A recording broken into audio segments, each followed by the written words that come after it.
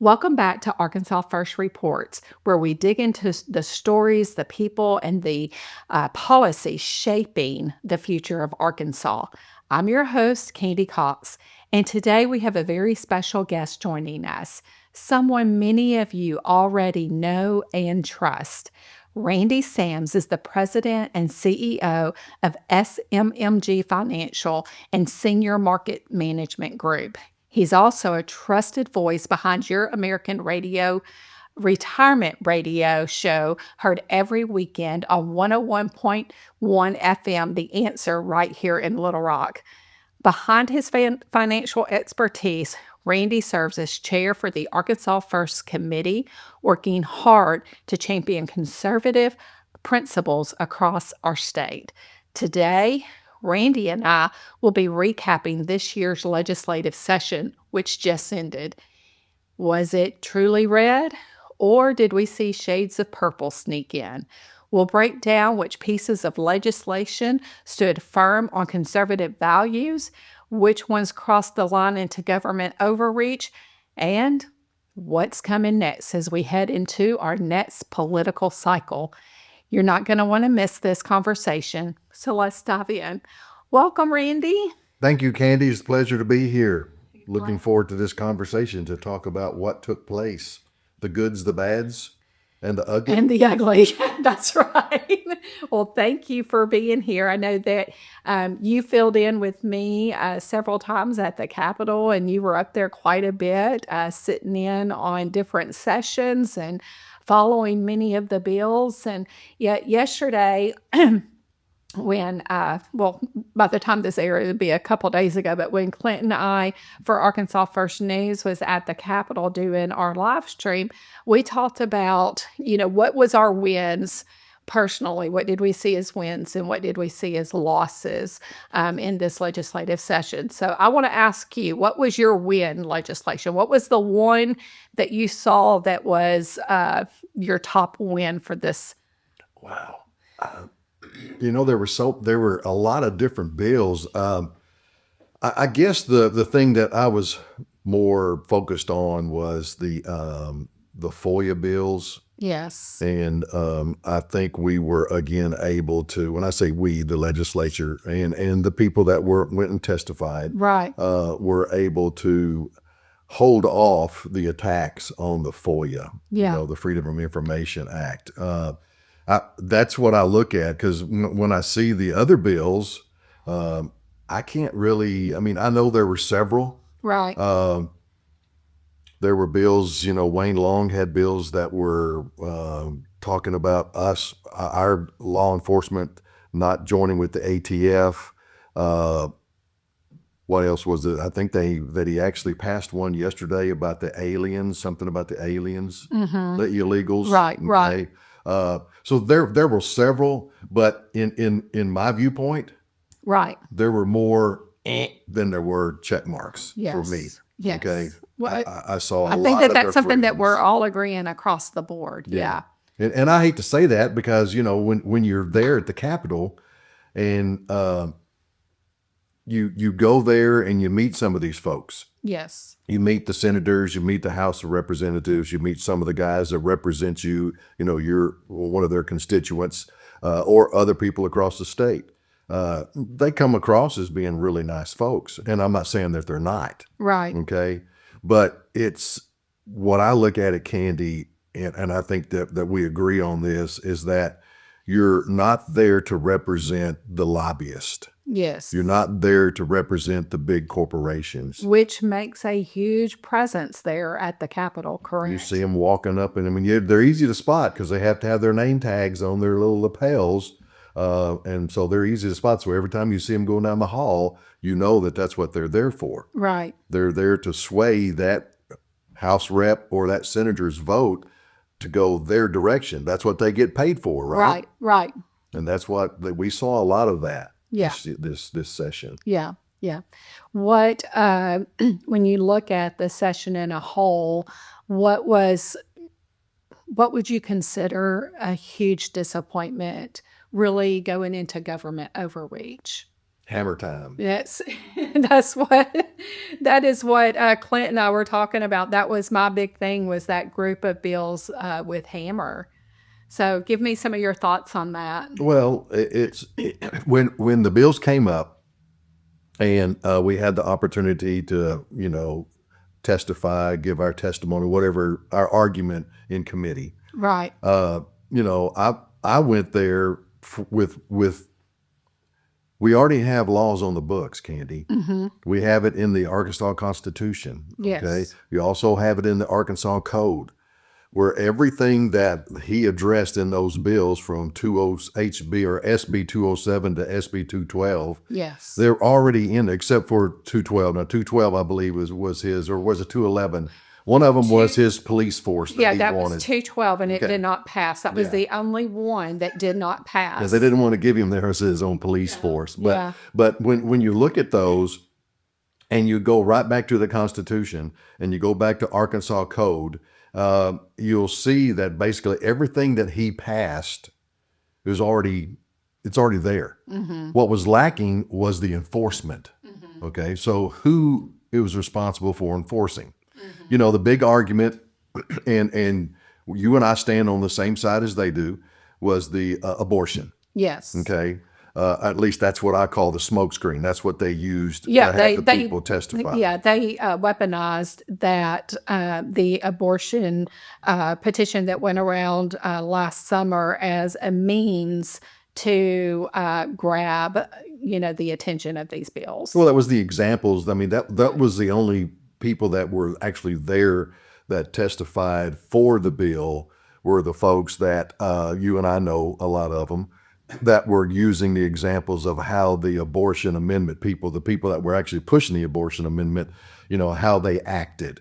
Right. How they may have not told the truth about what the amendment was all about this and about that. Well, Kandi, again, everything that they said took place, and I'm not saying it didn't. Right. We probably know some good examples ourselves. We know plenty of examples. But the thing is that if they did what they're accused of doing, there were already laws and codes on the books to be enforced to take care of that. Right. Okay.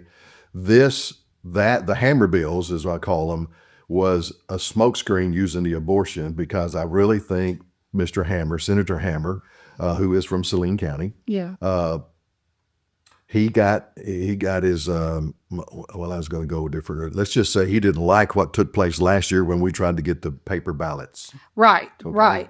Exactly. And I think that was actually his target, but it's on one of those deals where you say, look over here, don't pay attention to what I'm doing over here, look over here. Yes. This was his real objective, right. was to make it nearly impossible for those of us grassroots initiatives, to be able to do a petition, or anything of this nature, because it just makes it almost impossible. It's like I heard y'all say yesterday, and we talked about it before. I now have to read, if I'm out getting a petition signed, I now have to read, or you have to read the title. Yes. Okay. And the abortion amendment title was a page and a half. Exactly. Okay. Now, hopefully, the paper ballot amendment title was not that long, but it was still going to take a minute and a half, 2 minutes to read it. Right. Okay. And as a citizen, as an American citizen, as an Arkansan, I should be able to have the right to make the decision. If I look at it and I agree with it, why do I need to read it? If it says paper ballot initiative, okay, this is for paper ballots in Saline County, I'm in agreement with that. Why not sign it? Right. Why do I have to have Kandi or somebody else read it to me? Or why don't you want me to read it to you? It's treating us as if we're incompetent. Exactly. Right? It's treating, let me spoon feed you because you're incompetent. And so let me do this for you. And truly, it's really upon the citizen to educate themselves. Exactly. When I go in to vote and I don't have anyone sitting there reading to me along the way. I mean, you go and you have those ballot titles. Many people don't, when they go vote, they've never even looked at a ballot title, right? And so it's upon the citizen to educate themselves. If I'm going to sign something, I'm going to educate myself on it, right? But if I decide as a citizen that just based upon what someone tells me I'm going to sign it. That's my right to do so. Exactly. And that's where education and counter protest, or, not really protest, but counter education, when they were out doing the ballot initiative for the abortion, right? We were out there countering that with educating people, Exactly. right? And so we're seeing that process play out as it should, right? And unfortunately, I believe many people that I love dearly got pulled into the hammer bills because this was used, I truly believe, weaponized to get Hammer what he needed, people and the support behind him, when truly we know what this was about. True. Right? And anyone who knows me knows I'm extremely pro-life. I have spent decades in the pro-life movement, ministering to women at the abortion clinic. That is what I do on a daily basis, is help women choose life for their babies. So there's no way that I want abortion legal in our state. I don't want it. But I will fight for your right to want that. And that's the whole issue behind it, is the fact that, yes, we are adamantly opposed to abortion. Okay. Yes. But just like what you said, they have just as much right to try to get that to be voted on. And it was a statewide ballot. Yes. Okay. Or voting initiative. And it was their right to do that. Now, my feelings, Kandi, is that if they would have been successful and have actually been voted on, that the Arkansas citizens were wise enough to realize that I don't think it would have passed, at least not now. Right. Okay. I mean, we've heard stories, Randy, if you remember going through this, and when we would talk about how it was out there educating people, we would just like, are you kidding me? We had people that signed the petition because not that they agreed with having abortion in the state of Arkansas, but they believed in the right of people voting for it. True. Yeah. I mean, I heard it several times. Now, if I agree with you or not on that is irrelevant. That's your right to feel that way. It is. Well, it's if you look at those bills, and I know we're focusing on those right now, I looked at it as it started at 207 and it progressively got worse. Yes. Okay. Yes. It got more egregious. It took away more of our liberties. Right. And more of our abilities as grassroots citizens to be able to have a successful initiative. Right. Because if you look at, okay, well, now I have to see your ID. Okay. Now you got to bring your ID. Okay, well, what happens if they don't have their ID? You think they're going to go out back to their car, to their truck, or wherever they're at to get their ID to come sign your petition? Right. Probably not. Right. Okay. And then there's the affidavit. The petition itself has an affidavit, but now they want you to sign as the petitioner or the canvasser. They want you to sign a separate affidavit, right? Right. But it all comes down to the one little clause where it comes down into the power of the Secretary of State based on a preponderance of evidence. Is that what it says? Yes. Okay. Yes. Preponderance of evidence, which is 50% and a feather. Okay. So if I'm the Secretary of State and you're out there doing something that I don't agree with, or I don't want to have an opportunity for the people to vote on, in my eyes, a preponderance of evidence is saying, I'm sorry, Kandi, we can't let this happen because of they said this or they did this or whatever. Right. It gives way too much power to the Secretary of State. Exactly. And it also, as someone who has canvassed, it makes me leery of canvassing, because now I could be held liable if someone states that I did not read it to them. Mm-hmm. And I'm going to be really honest. I mean, some of these ballot initiative titles are extremely long. Well, do I want to, how about that? Do I want to read to you as if you're ignorant and over and over and over and over again to people that are coming by.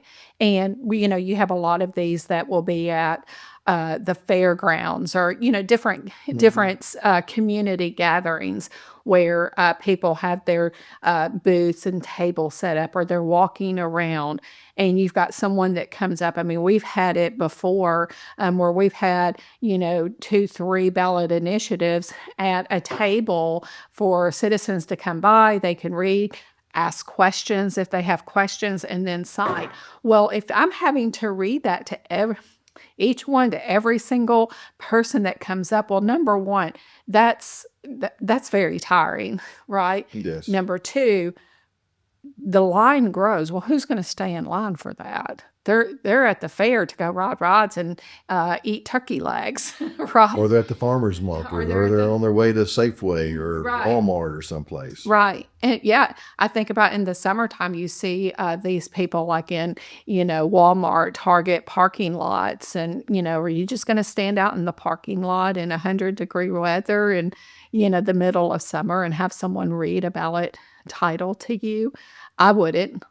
And at the same time, I don't know that I would put myself in a position where I'm held liable for someone to say that I did not read it to them. Now, how are you going to, it's going to come down to your word against them, against theirs, okay?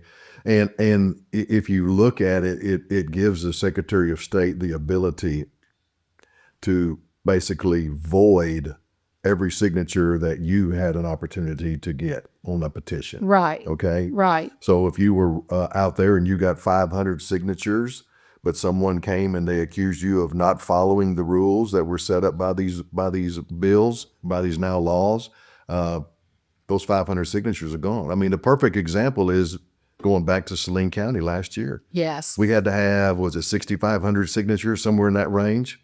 I believe so.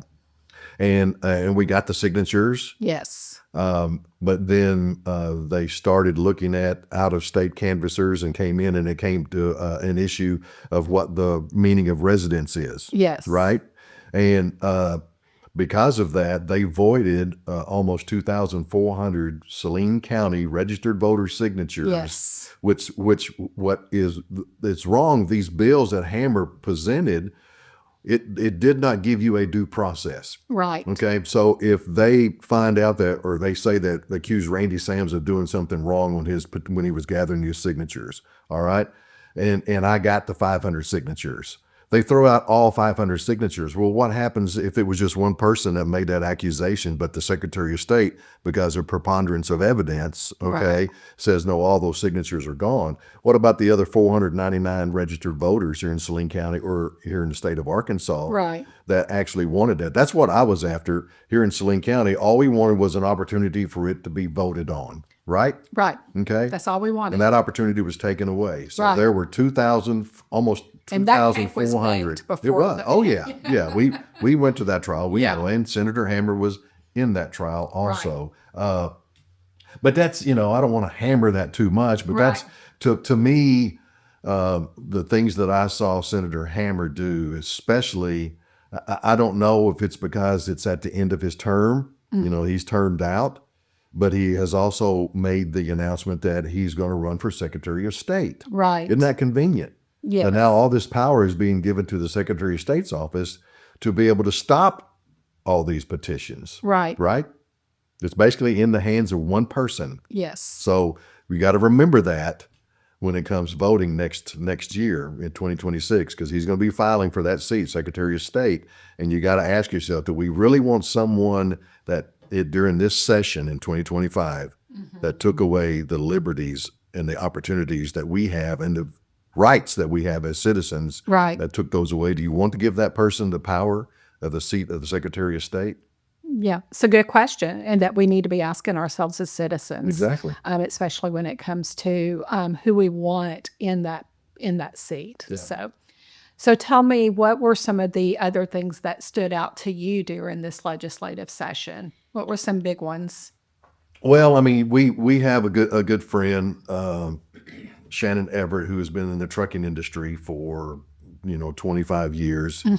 And some things have occurred over the last couple of years in the industry and also to him personally in his business that he started investigating some things and started seeing all these foreign, non-domiciled CDL drivers that can't speak English, can't read English. Right. Okay. Right. And they're not all from Mexico.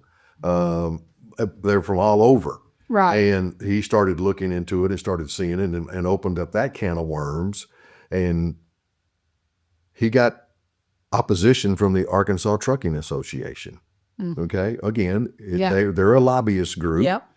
The Arkansas Trucking Association does not represent Arkansas truckers or American truckers. They represent the trucking companies. Right. The large trucking companies. Yes. Okay. And it's kind of funny that they teamed up with another House rep from Saline County, R.J. Hawk. Yeah. And put together a bill that basically mirrors the state of Texas. Okay. Which basically to me was a nothing burger. Okay. They added some things, it took some things away, but it did not address the fact that we have drivers behind the wheel of 80,000-pound trucks, weapons, driving up and down the interstates, the highways, your city streets. Yes. Here in the state of Arkansas, from all over the world. Yes. Okay. That are here. Some of them here are illegally. Some of them here on the B1B visas. Right. Okay. So that when you look at that, you see that the bill, it was one of these things that, hey, look what we're doing over here, but it really doesn't have any teeth. The bill that Shannon had got together with Wayne Long and put together actually gave the law enforcement folks the ability to place these drivers out of service. Yes. Okay. And impound the vehicles. Yes. So basically it put a consequence on me as a trucking company. If I owned a big trucking company, if I decide to put a non-domiciled CDL driver on one of my rigs and they're going down the highway and they do something wrong, they have an accident or they get whatever pulled over and they cannot read English, they can't speak English, then they are going to get a fine and could be put in prison or in jail. And then they're going to impound my truck. Right. Now, see, that's a consequence. Yes. Right now, there's nothing in the bill that they passed, or RJ passed for the Arkansas Trucking Association, that it has no teeth. Right. Because there's no way for the law enforcement right now to be able to basically verify when they get out of the truck and they have their little headsets on with their hooked up to their phone, that they have the app that can interpret when I ask you a question in English, it interprets you back so you can understand it. Right. And they don't know if those CDLs are valid or not. Right. They don't have the systems in place. So just because they say now that they have to have an EAD, I guess that's a valid work permit. Okay. How do they know those aren't forged? Right. If they can't check them right now, how, just because you put it in there but still, Kandi, that bill, okay, now that I see that this is a fake, what does it do? Slaps them on the wrist, writes them a ticket, and they get back in the truck and they head on down the road, right? And we talked to those that have been in law enforcement and said that, they end up letting these drivers go because they tie up so much time trying to verify anything. And the truckers are gone. And we have a huge trafficking issue within our country, and that's really bothersome to me. And we see right out here on the 30, in these construction zones, the amount of accidents that happen and with trucks, and not being able to read our signs and speak English is a huge concern, and should be for citizens, and for there to not be any consequences of that, where accidents are caused. That's a problem. There is no teeth behind that. So what do? You let them go because you can't or don't have the time, or it's frustrating to try to verify the information that has been given to you. It's too late. Well, it makes it difficult or impossible for the law enforcement people to do their job, whether the highway police, the state police, or our local, sheriffs or city police. Right. Because there's no way for them to basically verify, and there's no way for them. I mean, there's nothing they can't take them out of service. They used to be able to. Mm-hmm. I mean, it states clearly that they're supposed to be able to get a CDL. You're supposed to be able to read and speak English. Yes. English proficient. Right. Okay. But those laws were relaxed in 2016. Mm-hmm. Okay. And the Biden-Harris trucking plan, I think it was in it was there during his term. It opened the floodgates. There were like over 850,000 CDLs that were issued that year. Okay. But it was done under the guise, but from the American Trucking Association, there was a shortage of truck drivers. Right. Well, Shannon will tell you, and I heard him talk the other day, if you look at the statistics, there are over 6 million CDLs. There's 3.5 million trucking jobs. Well, if there's 6 million CDL drivers and there's 3.5 million, I don't see how that's a shortage of drivers. Do you? Right. About 2.5 million above what the trucking jobs actually exist. So, but that was a smokescreen. Yeah. Okay. So what's happening, and this is it's eye-opening, Kandi, because a lot of folks that are listening to this, people that are in the trucking industry forever, right, were not aware of this. Yes. Okay. Yes. That we had these foreign non-domiciled CDL drivers driving these rigs from right, the West Coast to the East Coast and back, north, south. And now that the citizens are made aware of it, it's like, why would we allow that? Mm-hmm. Well, it comes back to the simple factor of greed. Yeah. Okay. The foreign truck drivers are here, and they're taking American truck driving jobs away from our truckers, because these guys, American truck drivers, have families. They have houses. They may go out and drive for 2 weeks straight, and then they come back and they spend time with the family. Right. These foreign non-domiciled CDL drivers, their families may not even be here in the States. Right. They live out of their trucks. Yes. There may be 2 or 3 of them in that truck at the same time, and they don't ever stop. Right. So I drive for my allotted time, and then I go what I'm supposed to do, get off the clock, and then you take over and you drive for your time, and then somebody else. So they're going back and forth, and they do the same job for about 1/3 of what our American truck drivers are. So that's why you've seen there's been over 100,000 trucking companies that have gone out of business over the last few years. Okay. And because you've got these foreign trucking companies that are taking, they're underbidding what someone like Shannon, in his business can afford to do, because he's got to pay his drivers a decent wage. Right. Right. Right. But these foreign trucking companies that are coming in here using the foreign drivers, they're paying them, instead of $1,000 a week, they're paying them $300 or $400 a week. Right. Okay. So they can undercut my bid or your bid for that load. Mm-hmm. And that's why you're seeing these trucking companies go out of business.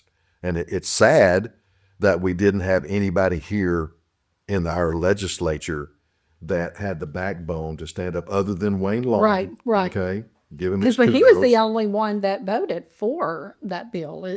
He was the only one that voted against the HB 1745. Right. So everybody else in the House voted for it. He was the only one that voted against it. Yes, on the one that the trucking companies had. Yeah. Because Shannon's bill never made it to be able to be heard in committee. Right. They gave him like 2 minutes, I heard. Well, that was when he and the other guys spoke in the Senate against that bill. Because, Senator Hammer was also a co-sponsor, and a Senate co-sponsor of that bill with R.J. Hawk. Yes. Both Saline County. Yeah. And what folks don't realize is that if you ever get an opportunity to go see how the games are played, the committee chair basically gets to determine who gets to speak when, right, and if we're going to hear this bill or not hear this bill. And when you watched that committee meeting in the Senate, and it wasn't in the Transportation Committee. Yeah, that was an interesting thing to me. Okay. Right. It wasn't in the Transportation Committee. So there were other bills that were just amendments had to be done, but they knew that they had opposition to that bill. Yes. HB 1745. And they kept kicking it down, and they got down to a point where they were, we had like 10 minutes or whatever, and that's when they said that we can only give you 2 minutes to speak. Right. Okay. Well, that was done on purpose. Yes. They can say, "Oh no, that's just the way it works." Yeah, we know that's the way it works. Right. Why, if you knew that you had people that were there to speak for or against the bill, and there were several of them that were there to do that, why don't you let that bill go first and give those people their 5 minutes? You don't have to give them 10 or 15 minutes to do a speech. Just give them 5 minutes, but you cut it down to 2 minutes. At times when I was looking at it, by the time the person got through speaking about who they were and what they did, they've already used up a minute of their time. Okay. Yes. Because they want to know that. Yeah. They want to know your name and who you represent. Yeah. Yeah. But it's almost like, you needed to sit down there till this is my name. I'm here representing myself, and then start into your 2-minute speech. Right. And speak really quickly. Yeah. Okay. Very quickly. But if you saw it in the House being presented, if you saw it in the Senate committee being presented, people, even the senators and the House reps, were not aware of this. Mm-hmm. They asked the questions. Right. Okay. But it's like you said, the cake was already baked. Yes. It was already done. Because you got to ask yourself this question. If you're having the committee meetings to help the senators or the House of Representatives that are on that committee to make a decision, and you've got 20 people that speak against the bill and one person that speaks for the bill, but yet the bill passes, why even have the committee, Kandi? Right, right. And, I've sat in on many committee hearings, and one of the frustrating parts for me is when, they've already got their minds made up before they ever walk in. And so instead of listening and truly engaging and asking questions, they're on their phones playing solitaire. Mm-hmm. Or they get up and they walk around, or they go get them a cup of coffee or whatever, or they run to the restroom or whatever, and you've got it. If you go back and you look and you listen to the committee hearing in the Senate, you had the gentleman's wife from Colorado who was killed. He was killed by a non-domiciled, non-English proficient speaking CDL driver. Right. And that basically was going down the mountain with a load of metal tubes or pipes, and was going too fast. Right. And he passed 3 of your brake check, the ramps. Right. Okay. When you're out of control, passed 3 of them, and ended up losing his load, and the load fell over onto this guy's, so he was killed instantly. Yes. But you listen to his wife's testimony. And then there's another young lady who her husband was, and she's from Logan County here in Arkansas. Right. And she testified, and you hear that these people, they lost their loved ones, their husbands, they lost, their dads, brothers, sisters. Right. And it still didn't move on the committee to say, I think there was one senator, and I can't remember who, I don't know if it was Peyton, but he was on that committee, basically said that he would like to have more research or more understanding on this. Okay. Mm-hmm. If everybody would have taken that stance and pulled back and said, we need to pull this bill until we get more understanding of what actually happens. Right. Okay. Then I think that would have been great.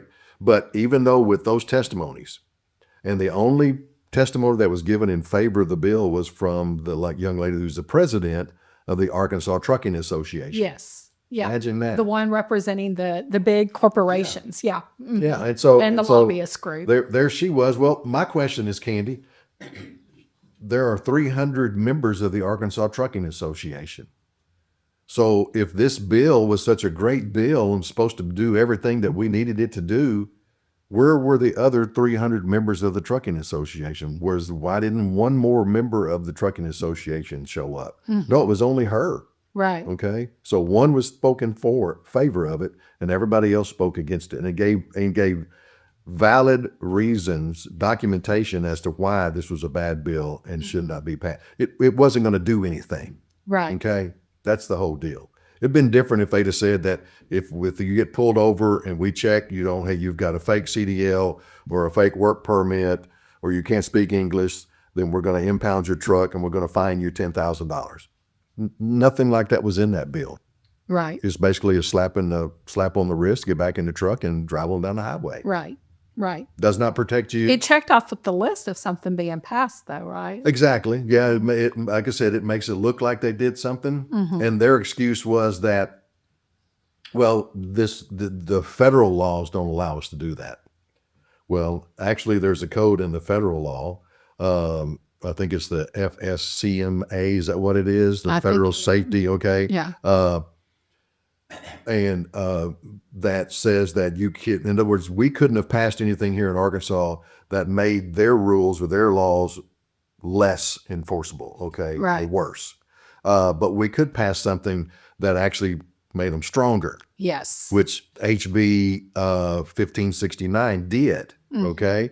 But they didn't have anybody with a backbone to step up and say, okay, let's go ahead and pass this, and then let's let Sean Duffy, who's now the Secretary of Transportation, let's let him look at it and let him make that decision that, yes, this is a good bill because it makes what we want to do, what we want to see happen with the laws we already have, it makes it stronger. Right. Okay, more enforceable. They didn't want to do that. Right. They kept using it as an excuse. Here's what the smokescreen was. Just look up and see how much money we received from the federal government as far as highways. 50 million. I think it's close to 50 million, maybe a little bit over 50 million. That was another one of those instances where look over here, right, but don't pay attention to what I'm doing over here. Right. Okay. Because the highway police chief got up and spoke and he did said that we would lose those federal fundings. Mm-hmm. Okay. Mm-hmm. Yeah. They didn't know they would. All you had to do was pass the bill that Shannon and them wanted, Wayne Long sponsored, and Senator Payton also sponsored. Which Shannon's bill has actually gained national yes, ma'am. Attention. I mean, he's got so many people reaching out to him. You can't go on TikTok without seeing truckers support truckers, American truckers supporting Shannon's bill. It's amazing. It's all over TikTok, but also nationally, different news organizations and outlets and have reached out to Shannon and had him on because this bill and what he's doing and standing for is so important and has gained national attention. Well, he and his partner were in Kentucky for, I think it was the Mid-America trucking show. It was in Kentucky. And I forget how many additional members came by their booth and signed up. But if you talk to Shannon, he'll tell you stories, or if you talk to his partner, Harvey, people that are in the trucking industry that were there in Kentucky were not aware of all of this going on also. Right. But yeah, now you've got Shannon and Harvey have been on several podcasts. They were on Will Kane on Fox. Right. The other day, Shannon was on Steve Bannon's show, War Room. Yes. Okay. Yeah, that was just this last week, right? Yep. Mm-hmm. Yeah. So Kandi, what's about to happen? And I spoke to a couple of our Saline County reps, and I basically told them that this thing is going to blow up and it's going to go nationwide. And if you want to put a feather in your cap, you need to stand up for Shannon's bill. You need to co-sponsor it with Wayne Long. Right.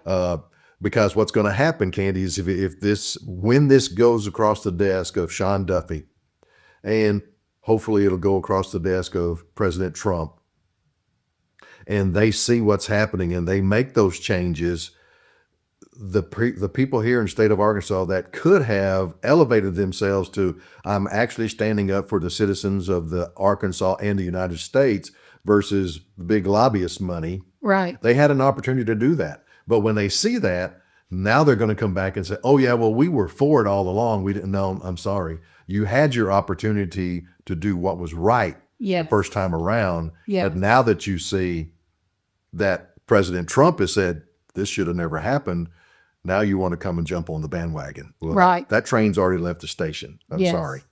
Okay. March the 10th, I had Harvey Beach, Shannon's partner, on, and we discussed this, the House Bill 1569. You can actually find that podcast. The name of that podcast is American Truckers Under Fire, The Fight for Safe Roads and Fair Policy. You can find that on Arkansas First, and you can also, and that's Arkansas One ST. You can also find that on all of our podcast stations. So that's a good one to go back and listen to in regards to what we're talking about here. Well, it's crazy, Kandi, that when you listen to the podcast and you see the shows, the one that you did with Harvey Beach and the ones that Shannon and Harvey have been on, and you listen to the reactions of the people, it's gaining momentum. Yes. Okay.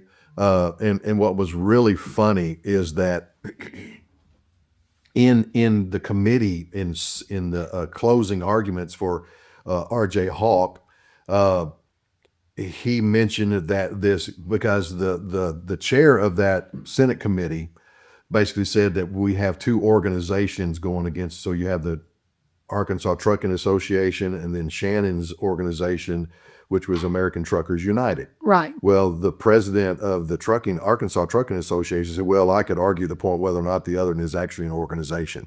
All right. They wanted to throw those barbs. And then when R.J. Hawk got and he did his closing, he basically said that this opposition is coming from a Facebook group. That's what he referred to Shannon, and I don't know how many people they have, 5,000, 10,000 members, and it's growing. Right. Okay. And anyone, any citizen can go to their website and sign up. AmericanTruckers.com. Yeah. And sign up. It's free. Yep. Okay. But they have a lot of great information, very well put together videos that you can listen and educate yourself on it. Yes. And that's what I say, Kandi, that this whole time, of course, we've been involved in this for a while, but as an Arkansan, if you have an opportunity to participate, at least go to the Capitol during a session, legislative session, and join into some of the committees and sit and listen and kind of watch how the sausage is made. Right. Okay. Because until you pull the curtain back, yes, and you see how some of this is actually done, right, how a bill goes from an idea in my head to a piece of paper, to finding someone to sponsor it in the House and someone to sponsor it in the Senate. Yes. And then it has to get written, and then it has to be voted on the floor, and then it has to go to committee. I mean, it's not a deal where we come up with a bill and tomorrow we're going to vote on it. Right. There's steps. Right. When you see how that's done, and then when you come to find out that really the decision has already been made behind closed doors. Mm-hmm. The committee, to me, is just, we're here. It's a formality. We're looking like here's all the people and we're waving at them and we're going to ask questions. But the decision, before I set my tail in that chair in that committee hearing, the decision is already made. Yeah. Okay. Because you can't tell me that it's not, when you have 25 people that speak against a bill and you have one person that speaks for the bill, mm-hmm. but yet the bill passes unanimously. Right. Okay. So that's what I tell people. And the other one that I would like to talk about yes, was the transplant bill. Yes. Okay. I think it was 1679, HB 1679. I'd have to look at it. And that's personal for me and my family. And yes. My youngest son Creighton is a recipient of 3 transplants, 2 mm-hmm. heart transplants and a kidney transplant. Yes. He got his first heart transplant when he was 14 days old. Mm-hmm. He got his kidney transplant in 2013, mm-hmm. and then he received his second heart transplant in 2018. Mm-hmm. Okay. So I'm speaking from the side of the recipient family. Right. You have a loved one who has been told that basically the only way that they have a chance of living is to receive a transplant, whether it be a heart, whether it be a kidney, whether it be a lung, whether it be pancreas, whatever. Okay, liver. And this bill was created again by a House rep, because nothing against he and his family, but apparently his father was passing away, and his father had signed that he wanted to be an organ donor. And it was here in Arkansas. So the Organ Donation Association here is Aurora. Apparently, during the emotional times of losing a spouse or a father, and it's very emotional. I can't, Right. I agree with that 100%. It's very emotional. Right. Okay.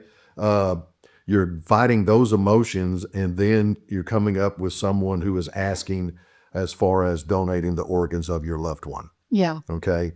And that's where the battle started. Apparently, they didn't like the way it was approached. Anyway, I wasn't in the room, so I don't know. I've just read some of the articles about it, and that's how that bill was started. Yes. And basically what they wanted it to be able to do, the way the original bill was written, was they wanted it to be, even though you may have designated on your driver's license or in a will or a legal document that you wanted to donate your organs, if they were usable, someone in your immediate family could say no. Okay? So it took away your wishes Yeah. of being able to give life to someone else, and that decision being made from someone who is going through a very emotional state. Right. Okay. Right. And they may not be making a rational decision. Right. But when it's over and done and those organs can't be harvested, then how many we're losing? I think it's around 8,000 people a year nationwide are passing away because they're waiting on an organ donation. Okay. Now, for me personally, you have to go back to 1993 when Creighton was born. He was 14 days old when he got his heart transplant. Okay, his first heart transplant. Well, that heart had to come from another baby, from an infant. Okay. That baby didn't have the ability to make that decision, did they? Right. So that decision had to be made to donate those organs by the family. Okay. I couldn't imagine that. But I thank God, we thank God every day that that family made that tough decision because they gave life when their child was going to pass away. They gave life, an opportunity for my son to live, right, because he got that new heart. Well, were there little babies that needed kidneys? Were there little babies that needed, so we don't know what all organs were donated from that infant. But I do know that the heart came to Creighton. right, Okay. The instant for his kidney transplant, the kidney transplant took place in Fort Worth, Texas. It was a young man that was involved in an automobile accident, had a head injury, had again designated that he wanted to donate his organs. So if I look back at that, and Creighton had been on dialysis for 2.5 years, if I look back in that, and Texas had that bill that they wanted to pass here in Arkansas, what would have happened if his family would have said, no, we don't want to do that? Right. Even though he had indicated he wanted to donate his organs, right, if they said, no, we don't want to do right, that, then Creighton wouldn't have received that kidney. Right. Okay. But he received a kidney. Another lady there in Fort Worth received a kidney. They donated a lot of his organs. So he was able to give life during that tough. Now, we had an opportunity to meet that family. Right. Great family. We love them to death. We stay in contact with them. Every time Creighton has a birthday or an update, we always send them information. So there's a great There's a bond. Okay. Yeah. And the same thing happened in 2018 when Creighton had to have his second heart transplant. The young man that passed away had indicated that he wanted to donate organs. So that bill was originated, and what was so tough about it was that if a person has designated on their driver's license or in a will or a power of attorney or whatever it happens to be, that they wanted to donate their organs, the original bill before it was amended basically took that their wishes away and put that in the hands of somebody else, like a spouse or a son, daughter, children, grandkids, grandparents. If you saw the list, there were like 9 different people that could actually stop that. Right. Okay. They did amend it to basically state that if it was written in a power of attorney. So for all of you listening right now, that just because you have a driver's license and you want to donate your organs, which is a great gift, because don't take your organs to heaven. Heaven knows they don't need them. Okay, you can give life here to someone else who's waiting on a life-giving, a life-saving organ. But if you want to donate your organs now, the best thing to do is to have a power of attorney written up where in your power of attorney, you state that you have designated you want to be an organ donor and you do not want those wishes to not be honored. Right. Okay. Right. Whatever legal terminology you have to utilize, but that takes that ability for someone else in your family. It takes that ability for them to deny giving you donating your organs. It takes that away. Without that, even though you've designated it on your driver's license, even though you want to donate those organs, someone in your family still has the ability to stop that. Right. I think it's so important for families. I know that we do in our own family, we have hard conversations about, the what ifs when death comes, and because there is so much emotion in losing a loved one, it is really important to sit down with your family, have those conversations about what your wishes are. They're not easy conversations. I remember having those conversations with my mom and dad, and I didn't agree with everything that they, wished for, but I wanted to honor what they wished for. And they, which made me stop and think, okay, it's important to have these conversations with my kids, right? And so they're not easy conversations, but they're important conversations so that when you do find yourself with a loved one at the end of their life, be it through tragedy, and sometimes, we're not going to sit there and talk to our kids about, if they want to donate their organs, that's kind of hard to talk to your child about that. But if you're talking about what I want to do as a parent, what my wishes are, it opens up discussion about what they think about that. And so, so now we have to, if you want to be an organ donor, you need to not just rely on your driver's license, not just rely on your family doing what you hope that they would honor in your death, but you need to take that extra step and get the power of attorney. Have it written in power of attorney. And from the other side, and again, my wife and I and my son, we're on the recipient side. But there's no way that I'm ever going to say that the person that makes that decision when you're losing a loved one, the ones that really you got to step up and give them kudos is the fact that you have a loved one that may be passing away and they didn't designate they want to be an organ donor, but you're approached. Would you be open to that? Okay. Right. And that family that makes that decision that yes, we want to be able to donate our loved ones, son, daughter, mom, dad, whoever it happens to be, organs, in other words, for another person to be able to live. Right. So when I look at this, here's the thing. If you have a loved one that is waiting on a life-saving organ transplant, liver, heart, lungs, whatever it happens to be, you're going to want someone in your corner. Yeah. And that's what Aurora does. Now, I would not ever want to be in that person's shoes that works for Aurora to have to go into that room and talk to the family about that. Right. Okay. But you have to realize that I guess they have to see what's about to happen. Okay. The family is looking at their loved one who is probably already been pronounced brain dead or whatever it happens to be. They're in that position. And they're going through that emotional state. You got to get them to be able to see, yes, here's where we're at right now, but just think of the people that are going to be able to live because of that decision that person made, and you're going to honor that decision. Or if they didn't make that decision and you're willing to donate those organs, what that decision is going to do. So that person that is working with Aurora and is in that position to have to actually go and speak to the family, the donor family,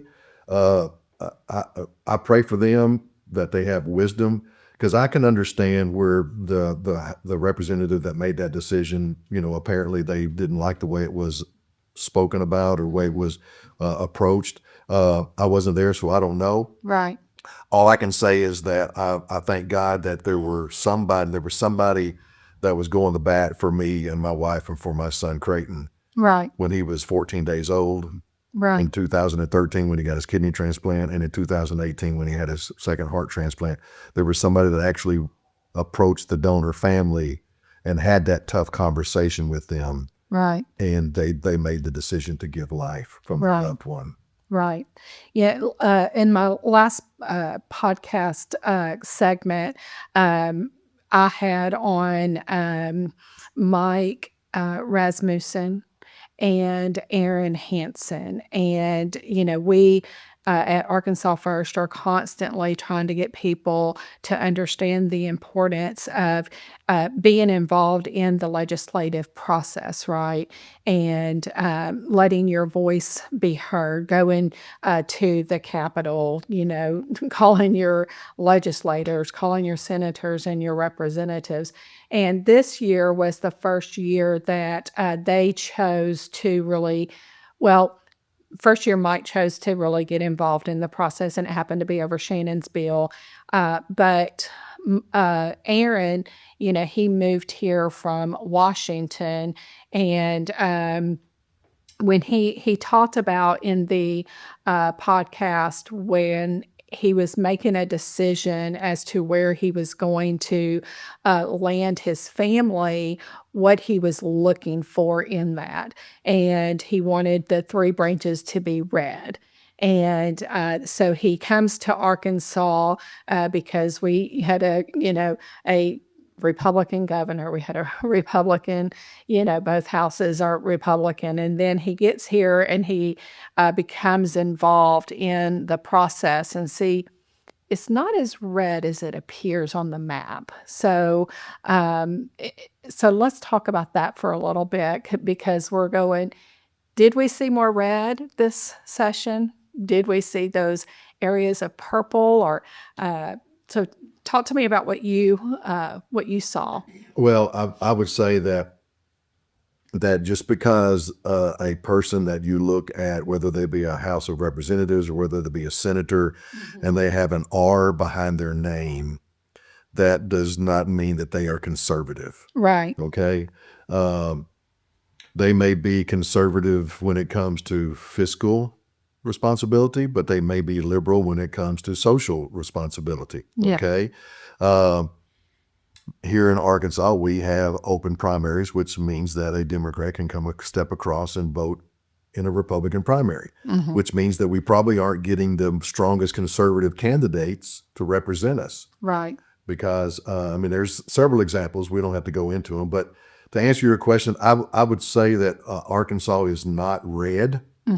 We have a bunch of R's, but a lot of them could have the P's behind their name, purple, because, and I don't know if you'd even call it a deep purple. Some of them might even be a light purple, okay, right, closer to a blue. But some of the decisions that we saw, some of the bills that we saw pass this session, it makes you wonder, if you're a Republican, how would you vote against this? Okay. One that just popped up, we had a bill that was passed or was heard, it failed, about not being able to deal with lobbyists from China. Yeah. Okay. Yes. Well, why would you not vote for that if you're Republican? Right. Okay. Right. So we could list it and list it and list it, but yeah, just what I look at, Kandi, is if you start back in January when the session started and it just ended yesterday, you look at this and you go and you look at the bills and you put the ones in there that actually we feel like that are for the citizens, that actually did a good job for the citizens of the state of Arkansas. And then you put the ones that we feel like are taking away our liberties and our freedoms. If you put that on a balance, I have a feeling that the balance would go like this, where this is the one that takes away our freedoms and our liberties. Because the ones that I was involved with, the ones that I saw, there were a lot of bills that were passed in this session that have damaged our liberties and rights and abilities as citizens to be able to participate in government. Right, right. So what do you see? What's next? Legislative session is over. We did see. I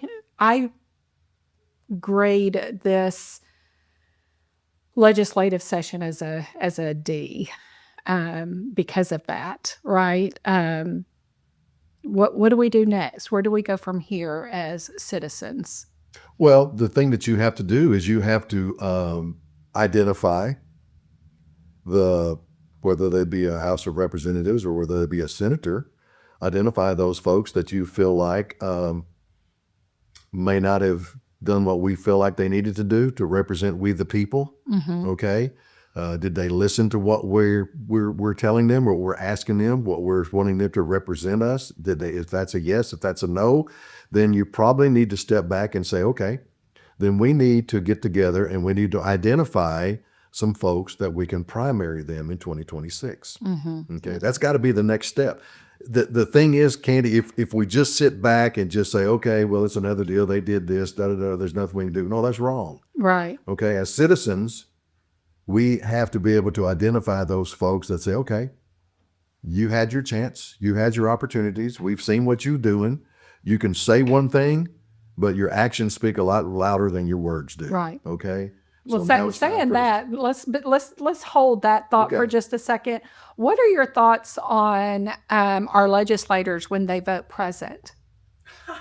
That's like a no vote as far as I'm concerned. Yeah. Okay. And not only that, but they also have a no voting. Okay. Right. There was a bill that Wayne Long needed 67 votes. He got 50 yeas, and there were 17 no votes, not voting. Yeah. Well, add those 17 to that 50, and his bill would have passed. Yeah. Okay. But there were a lot of Republicans, some from Saline County, that decided they just cast a no vote. I mean, right. Not voting. It wasn't a no. It wasn't a nay. It was a not voting, which is the same as present. Yeah. They're there. They have the ability to vote. They just chose not to. And to me, it's so cowardly to do that. Well, is that what we're sending them up there for? Right. To not vote? No. You vote vote. Even if you want to vote no, vote no. Right. Okay. Come out in the open with it. That, I've had conversations with several of the reps, and some of them have been, unpleasant. Right. They haven't been comfortable, but they had to hear what I had to say in the fact that, you're not listening to we the people. Yeah, you're listening to the folks that are in that same room with you or behind those closed doors with you, right? Because they have an agenda that they want to see passed or they want to see fulfilled. But we, the people out here in the state of Arkansas, in your district, feel like this is the way we want you to vote. But they vote against that, and they go with the majority in the House or the Senate. But they went against what we, the people, feel like our constituents or their constituents wanted them to vote. Right. So for me, if you get nominated or you get elected and you go to Little Rock to represent your district, you vote. Right. Okay. Unless you're sick, unless you're not there present, don't vote present. Don't vote not voting. Vote yay or vote nay. Right. Okay? One of the two. We're not sending you up there just to sit in that chair and not vote. Right. Make a decision. Well, we think about this last general election, the America First agenda, the Trump agenda, the America First came out powerfully to vote. The people came out, and I don't believe, and I've heard this from many people, I didn't vote for Republicans. I voted for the American First agenda. And some of the conversations that I've had is that our legislators need to realize that they weren't voted for necessarily because that they were Republican, but because we were voting for the America First agenda. And I think that we may have some legislators that are taking advantage of the fact that they were voted into office. They're not seeing the light. Well, they and what I saw was 80 million citizens voted for Trump's agenda, not for GOP. Right. Okay. We voted for Trump's agenda, America First agenda. All right.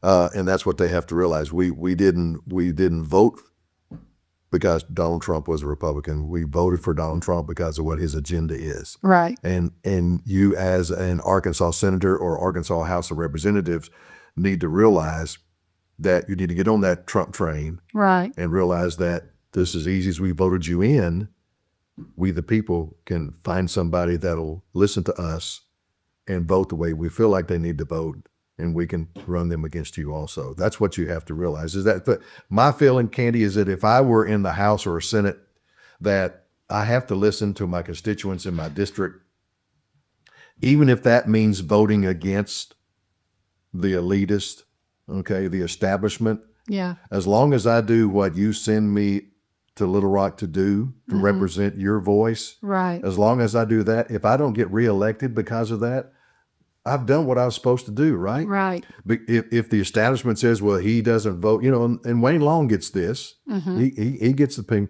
finger pointed at him because he stands up for his constituents in his district and for the citizens of Arkansas.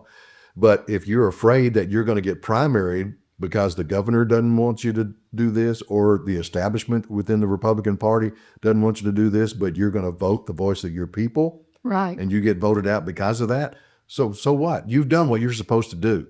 But when you go up there and we have voted you in that office and we feel like you're going to represent us and listen to us, but you get up there and you get into that establishment and you're voting with the establishment more than you are with us, Right. then it's time for us to make that decision. We got to primary them. Right. Okay. Yeah. That's the next step. That's the next step. Well, Randy, thank you for coming and joining me today and having this conversation. It's been a long legislative session, but now we've got the next to start working on, right? The next process, and so we need to roll up our sleeves and hit the roads and help educate people. I really want to see more people get involved in letting their voices be heard. Well, we have to, and I think that's part of the issue right now is we need more people that are going to be in those committee meetings. Those people are going to make those phone calls. Those people are going to send text messages, emails to their senators and their representatives to let them know that we're watching. Yeah. Okay. Absolutely. That's the only way it's going to change. Yes. And if you feel like you want to jump into that pit, right, in Little Rock, then pray about it, and then let people know about it, and then let's pick somebody and let's see, get behind you, and we'll help you out as much as we possibly can. Yeah. And some of us have gotten involved not because we really wanted to, but because we were so sick of seeing what has happened. And that's usually the motivation, right? You're right. That's exactly right. Yeah. Okay. Well, that's a wrap for today's episode of Arkansas First Reports. I want to give a huge thank you to Randy for joining me and sharing his insights and expertise. As we've seen, the legislative session gave us a lot to celebrate, but it also gave us a lot to stay vigilant about. Now more than ever, it's clear that protecting conservative values in Arkansas takes all of us staying informed, engaged, and willing to speak up. Thank you for tuning in, and if you enjoyed today's conversation, be sure to subscribe, leave us a review, and share this episode with your friends. Stay connected with Arkansas First Reports as we continue to bring you real conversations about the issues that matter most to our state. Until next time, stay strong, stay informed, and stay Arkansas first.